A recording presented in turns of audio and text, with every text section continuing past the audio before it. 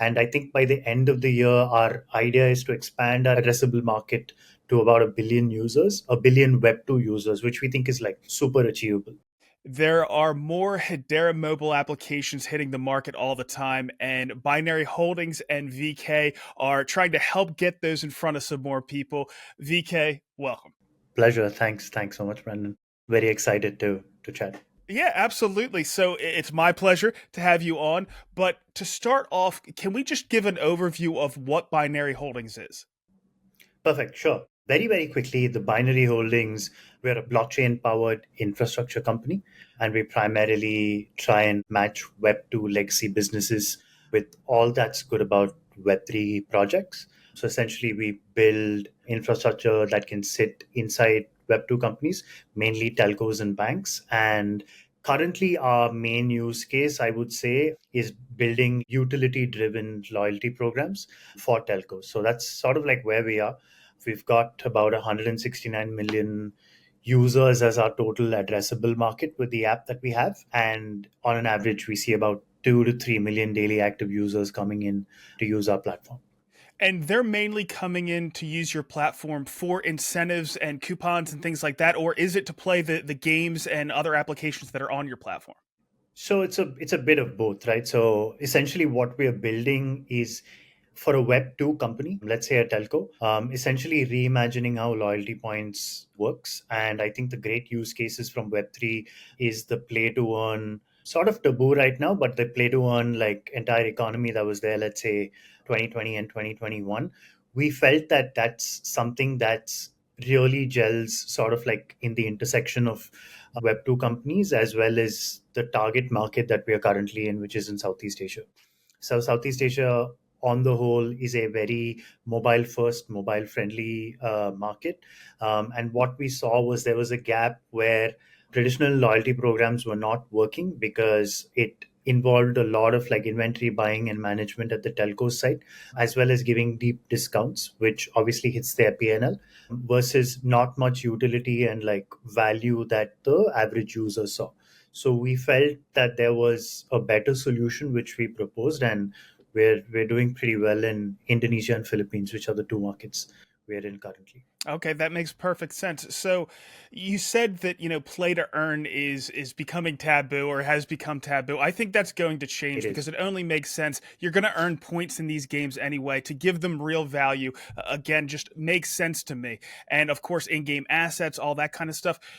Do you think it's also taboo in Southeast Asia, or is that just something that we've seen here in the United States and Western Europe, or because it seems like there's a lot more people that engage in Southeast Asia in those play to earn games? I think yeah. I think I meant that it kind of, at least in the Web3 community, play to earn was a taboo word, but I think from a Web2 user, it's pretty much what they've done all, like let's say for the last decade, right? Like they play, they're able to unlock more rewards, which means they spend more time in the game playing.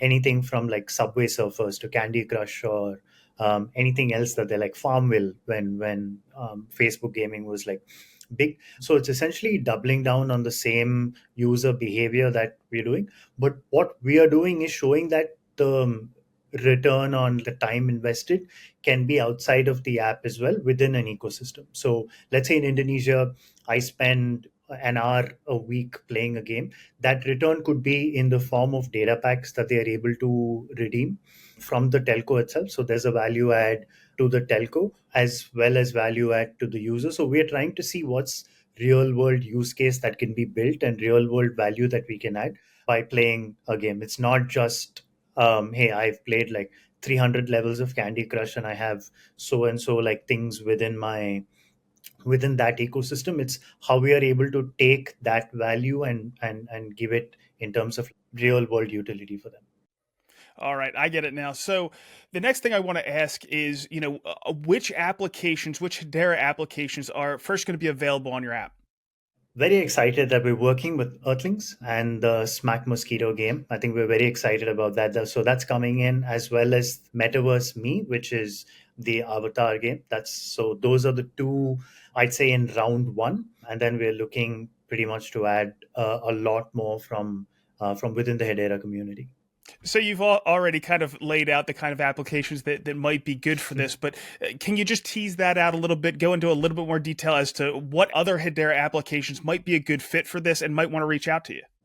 Right. So I think if I had to like call it out as black and white, I think we're knowing the sort of audience we're going after. Anything that's hyper casual in terms of gaming or like very social would, I think, be the first port of calling for us, having known the sort of like users that we have. That's in the short term.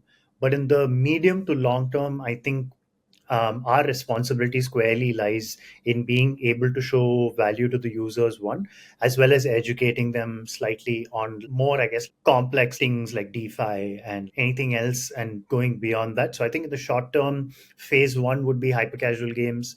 Anything that's like very, very social would be number one. And then beyond that, we'll have to take it one step at a time. Well, I think two that come to mind right away are Legends of the Past. You might want to talk to that team, and We're, Circle of Games is another one that might be a good example.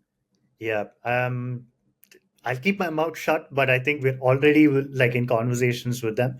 Very excited with what they're building. I got a sneak peek with Legends of the Past, and I was like blown by what Basil's building. So very excited. Yeah. Good stuff. So, what are some of the next steps that you're going to be going through that we should keep an eye out for? There are two things, right? I think we're trying to define what Web 2.5 is looking right now. It's not like in the future, it's not coming sometime. It's really is right now, and we're seeing it day to day with all the metrics and the analytics that we're doing. So from that standpoint, I think on the Web 2 side, we've got another 7 countries that we're opening up in the next quarter. And I think by the end of the year, our idea is to expand our addressable market to about a billion users, a billion Web 2 users, which we think is like super achievable. So that's sort of like step one there. Step two is going to be increasing our daily active users from 2 to 3 million to about 11 million to 15 million, and build that sort of like DAO out. And for that, I think comes to the second part, which is being able to like work with more dApps and socialify apps that lend meaning to the platform, and people would be excited to like play and find into like utility in. So, of course, all of these dApps that you're using are using Hedera themselves, but are you planning on using Hedera in any additional ways? We are actually. I think one of the most exciting things that we've been speaking to the Hedera team is obviously like our telco partnerships and the work that we're doing with the loyalty programs is one thing, but we also have a couple of additional streams that we're working on, which you'll hear about a little more next year, which I think is going to be like pretty well integrated within Hedera to drive value on both sides of the partnership. So I'd say onboarding the dApps and bringing a ton of traffic is what we are excited to do as step one. And beyond that is going to be a lot of other projects that we're like building with Hedera, for Hedera, through Hedera, call it whichever way you want. But I think like it's going to be the binary Hedera partnership instead of like the binary holdings. I think that's sort of like where we are looking at things moving in the next like 12 to 18 months. Well, this is very exciting. We appreciate what you're doing for the Hedera ecosystem, and we wish you the best of luck.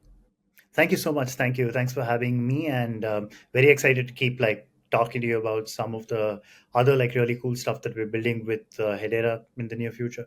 I'm now posting these interviews of Hedera builders independently to my channel. The community, influencers, and media outlets are free to use this content to spread the word on what's being built on Hedera. Once they're all uploaded, you'll be able to go to my channel and search for whatever topic or team you're interested in to find more information. Or you'll be able to get the most recent Hedera news by watching the latest HBAR Weekly update. So check them out.